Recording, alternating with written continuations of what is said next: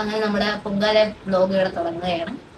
പക്ഷികളാം അമ്മ പറവകളാം കത്തിനം വേദை പറവകളാം എല്ലാം சொல்லு പലവിധമായി வந்து ரங்குதம்மா.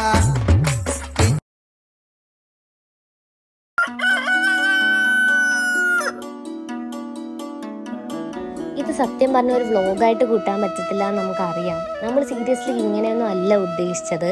കഴിഞ്ഞ തവണത്തെക്കാളും അടിപൊളിയാക്കണമെന്ന് പറഞ്ഞ് ഉദ്ദേശിച്ച് തുടങ്ങിയതാണ്. പക്ഷേ വിചാരിച്ച പോലെയൊന്നും കാര്യങ്ങൾ നടന്നില്ല. ഒന്നാമത്തെ കാര്യം, കറക്റ്റ് ആ ഒരു സമയം കിട്ടിയില്ല നമുക്ക്.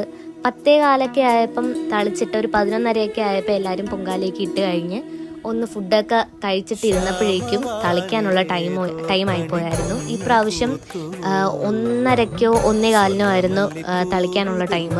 കഴിഞ്ഞ പ്രാവശ്യം 3 മണിക്കൊക്കെ ആയിരുന്നു തളിക്കാനുള്ള ടൈം. അപ്പോൾ അതിനിടയിലുള്ള അത്രയും ടൈം നമുക്ക് കിട്ടുമായിരുന്നു ഡാൻസ് കളിക്കാനും കുറച്ച് എൻജോയ് ചെയ്യാനും ഒക്കെ. എല്ലാവരെയും ഉറക്കം കളയാൻ വേണ്ടിയിട്ടാണ് നമ്മൾ എല്ലാവരും കൂടെ ഇതുപോലെ അടിച്ചു പൊളിച്ചുകൊണ്ടിരുന്നത്. പക്ഷേ ഈ പ്രാവശ്യം ഞാനാണ് ഫസ്റ്റ് ഉറങ്ങിപ്പോയത്.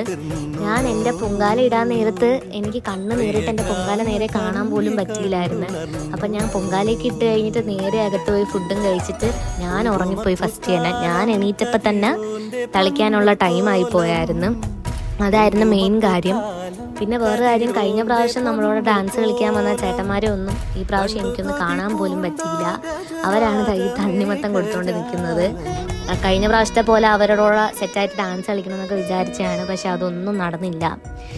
എന്തിനു പറയാൻ, ഞാൻ ശ്രീകുട്ടനെ പോലും ഈ വീഡിയോസ് എടുത്ത ശ്രീകുട്ടനെ പോലും ഞാൻ നേരെ കണ്ടില്ലായിരുന്നു. തളിച്ച് കഴിഞ്ഞ് ഏറ്റവും ലാസ്റ്റ് ഞാൻ വീട്ടിൽ കയറിയപ്പോഴാണ് ഞാൻ അവനെ തന്നെ കണ്ടത്. പക്ഷേ ഈ എൻ്റർടൈൻമെൻറ്റ് എന്ന ആ ഒരു പോർഷൻ ഒഴിച്ചു കഴിഞ്ഞാൽ ബാക്കി പൊങ്കാല ഇടുന്ന കാര്യമായാലും എല്ലാം മനസ്സറിഞ്ഞ് നന്നായിട്ട് ചെയ്യാൻ പറ്റി. ഇനി വീണ്ടും ഒരു കൊല്ലത്തെ കാത്തിരിപ്പും കൂടിയാണ്. അടുത്തതാണ് ഇതിനേക്കാളും നന്നായിട്ട് ചെയ്യാൻ പറ്റുമെന്ന് വിശ്വസിക്കുന്നു. ഇപ്രാവശ്യത്തെ എന്തായാലും ഒരു വ്ളോഗ് അല്ലെന്ന് അറിയാം. എങ്കിലും ഇഷ്ടപ്പെട്ടാൽ ലൈക്ക് ചെയ്യുക, ഷെയർ ചെയ്യുക, സബ്സ്ക്രൈബ് ചെയ്യുക.